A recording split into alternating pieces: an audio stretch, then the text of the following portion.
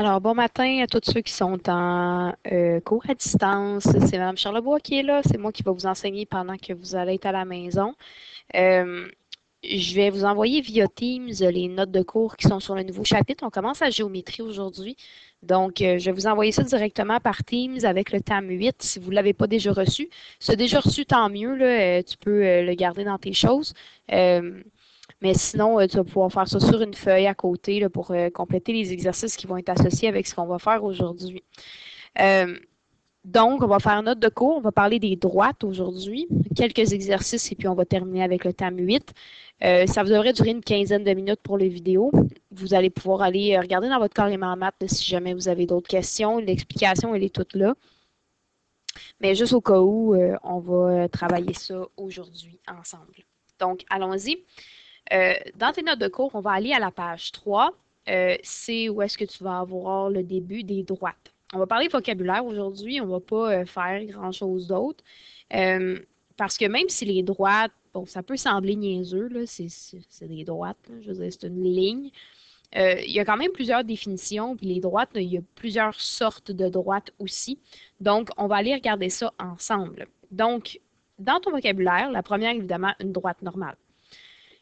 Une droite, c'est défini par une infinité de points alignés. Ça veut dire que si tu regardes la droite qui a été tracée ici à droite, c'est comme si on avait plein de petits points qui étaient dessus, qui étaient tous alignés un à côté de l'autre, puis ça va former une droite.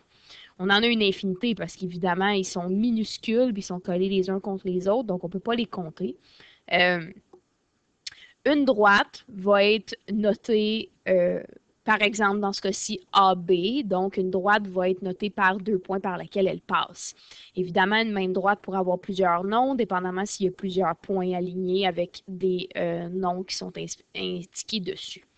Donc, ici, A et B étant 2 points qui forment la droite, c'est pour ça qu'on appelle la droite AB. On va te faire le premier exemple pour toi. On va aller faire le deuxième. Ici, on dit qu'on veut tracer la droite BC. Ça veut dire qu'on doit avoir une droite qui va passer par B et C. Sauf que là, une droite, il faut aussi que ça dépasse les deux points, parce que sinon, on ne sait pas si elle s'en va à l'infini, dans quel sens. Donc, on prend une droite qui va dépasser mes 2 points, puis qui va faire quelque chose comme ça. C'est ta règle, évidemment, parce que ça reste que c'est une droite. Techniquement, tu as ton kit de géométrie pas trop loin.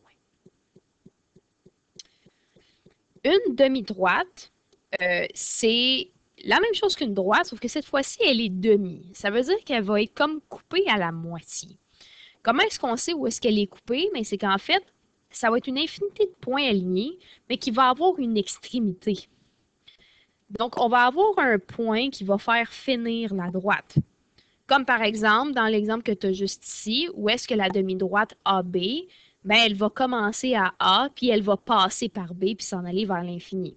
Ça veut dire qu'il n'y a pas de point avant le A. Le A, c'est vraiment la fin de cette demi-droite-là. La demi-droite, on va surtout l'utiliser quand on va tracer des angles. C'est sa plus grande utilité. Si, mettons, ici, elle n'est pas le tracé, là, si j'avais mis un autre comme ça ici, ben là, on aurait été créé un angle. Ça, c'est deux demi-droites. Donc, c'est sa plus grande utilité en général. Si ici, on regarde, on va tracer la demi-droite CD, puis on dit qu'elle a l'extrémité D. Ça veut dire que ma droite, elle commencerait au point D, puis elle s'en irait vers C.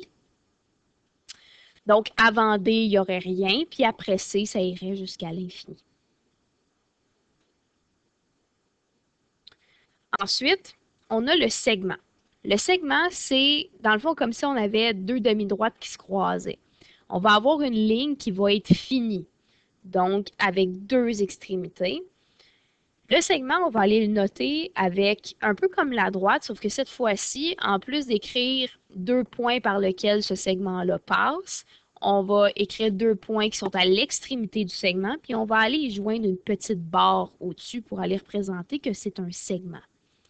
Donc, si je regarde dans l'exemple 1 qui est juste ici, mais on a A et B qui vont être les extrémités du segment. Donc, on fait seulement une droite qui va aller les relier les deux. Dans le prochain exemple, on veut le segment AD. Ça veut dire qu'entre A et D, on va aller tracer une droite. Puis ce segment-là ne va pas aller dépasser A et D. il va rester au milieu des deux.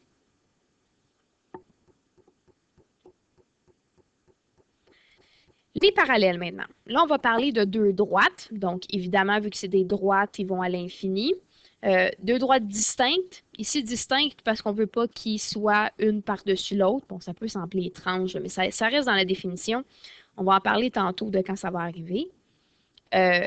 Donc, deux droites distinctes qui ne se coupent jamais. Deux droites parallèles vont se suivre jusqu'à l'infini. Ça veut dire qu'elles n'ont aucun point commun. Ils en ont zéro. Même s'ils en ont une infinité chacune, il n'y a aucun point qui vont se retrouver dans la première droite qui vont aussi être dans la deuxième. Si tu regardes l'exemple ici, on dit que D1 va être parallèle à D2. Donc, ce petit symbole-là ici veut dire parallèle. Et donc, D1 serait par exemple cette droite-ci et D2 serait celle-là. Donc, ces deux droites-là vont se suivre jusqu'à l'infini sans jamais se toucher. Des séquentes maintenant, des droites séquentes, c'est des droites qui vont se couper en un seul point. Donc, ils vont se croiser éventuellement, n'importe comment. Donc, ici, par exemple, ben, leur point de rencontre serait celui-là ici. Donc, deux droites séquentes, c'est des droites normales, si on veut.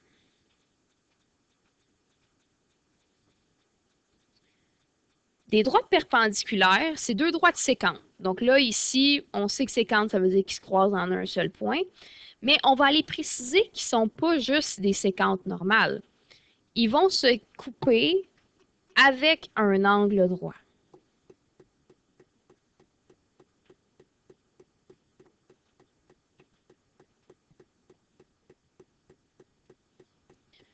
Donc, ici, D1 et D2. Mettons que ça serait D1, par exemple, et ça serait D2. Ben, l'angle droit, il serait juste ici. Donc, il se coupera avec un angle exactement de 90 degrés. Le côté perpendiculaire, tu l'as vu souvent quand on a fait le plan cartésien, par exemple. Les deux axes, ils vont être perpendiculaires, donc ils se coupent avec un angle droit. Il y a un petit symbole qui existe aussi, comme pour parallèle. Quand on veut aller écrire que deux choses sont perpendiculaires, on ne va pas à chaque fois aller écrire perpendiculaire, ça serait bien trop long. Donc, on a été se créer un petit symbole, qui est celui-là ici, qui veut dire perpendiculaire.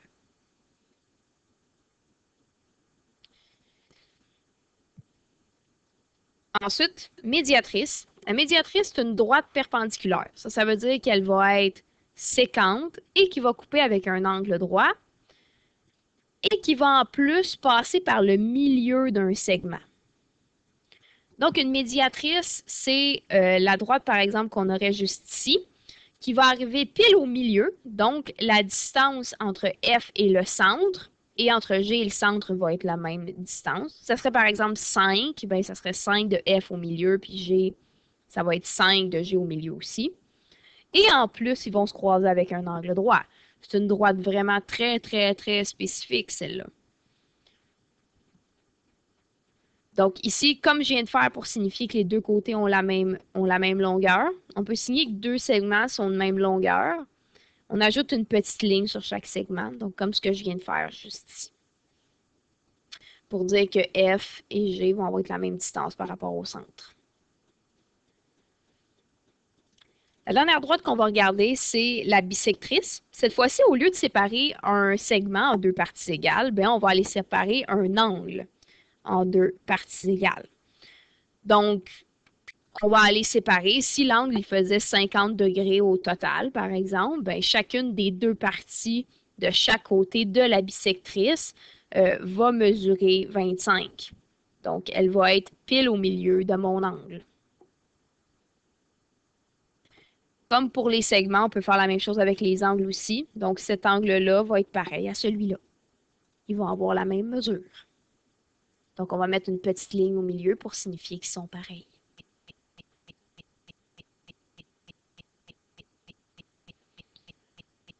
Bon, on va aller s'exercer un petit peu. On va aller regarder de quoi ça a l'air tout ça. Donc, allons-y. Prenez la page suivante. Donc, ici, on veut savoir si les droites, elles sont parallèles, séquentes, perpendiculaires, ou s'il s'agit d'une médiatrice ou d'une bisectrice.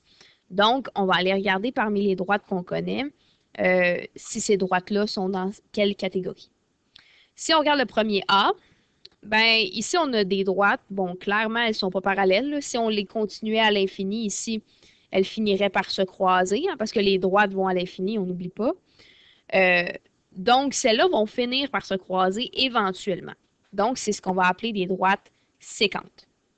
Bon, évidemment, elles ne sont pas perpendiculaires non plus, parce qu'une droite séquente aurait pu être perpendiculaire, là, on s'entend, mais ce n'est pas un angle droit ici. Donc, nécessairement, ce n'est pas des droites séquentes.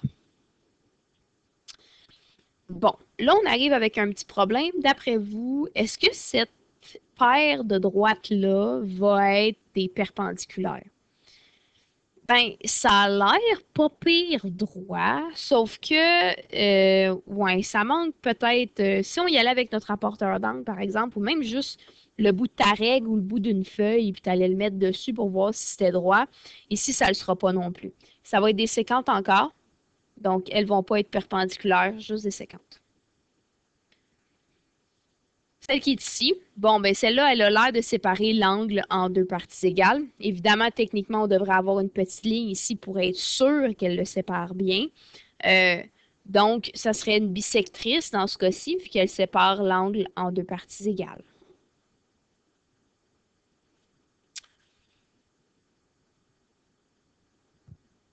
Si on regarde ceux-là ici, donc là, on a une droite qui croise un segment, puis on en a un autre ici.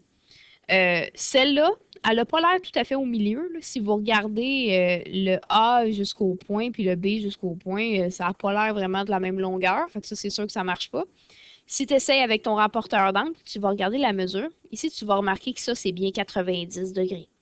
Évidemment, on ne peut pas se fier à nos yeux, donc il faut l'utiliser avec ton rapporteur d'angle pour être sûr. Sinon, tu peux toujours utiliser quelque chose qui a un coin droit, comme une feuille ou ta carte étudiante ou d'autres choses qui vont être rectangle. Ici, vu que ça mesure 90 degrés, mais qu'on n'est pas au milieu, ça va seulement être des perpendiculaires. Donc, pas plus précis que ça. Le dernier, celui-là, si tu prends ta règle, tu vas remarquer que les deux longueurs sont exactement de la même longueur.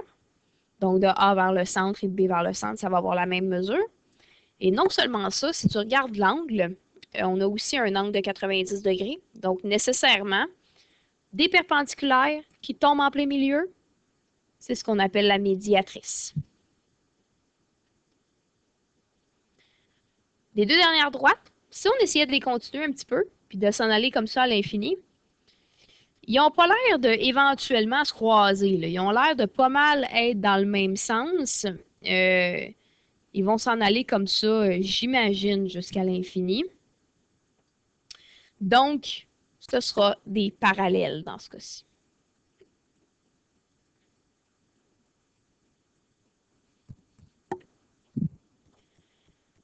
Bon, je sais que ça fait beaucoup de vocabulaire, c'est beaucoup de choses en même temps. On va aller en essayer juste 2, 3 encore, juste pour être sûr que ça marche bien.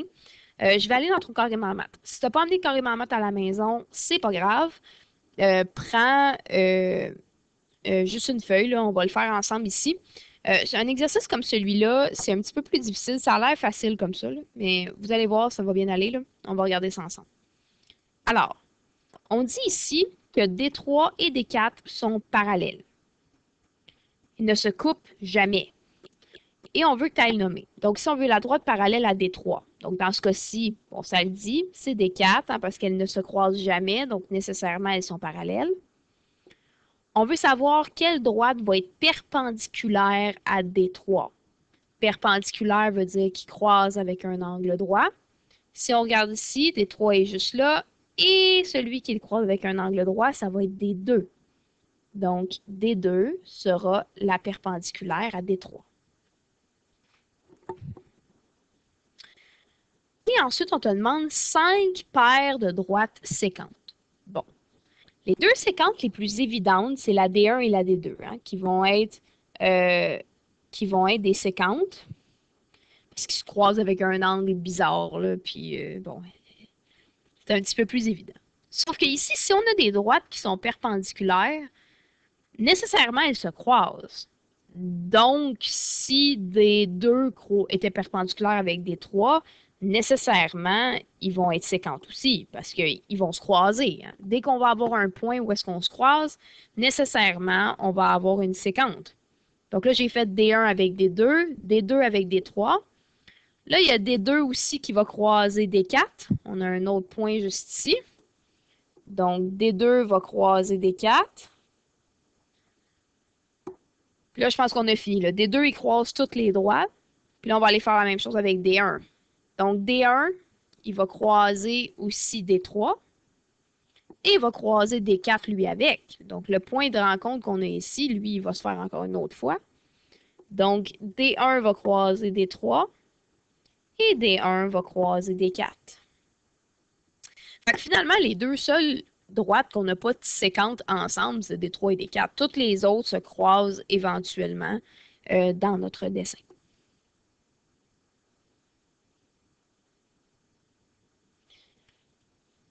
Donc, voici le TAM qui est à faire pour le prochain cours. Je vais t'envoyer le TAM via Teams, donc tu vas pouvoir le faire à la maison. Si jamais tu as des questions, évidemment, je vais être disponible pour y répondre, mais sinon, tu vas pouvoir trouver toute l'information en ligne dans ton cahier carrément maths ou même dans les notes de cours que je vais t'avoir envoyées. J'espère que ça a été clair et efficace et j'espère que ça va bien se passer. On se reparle bientôt.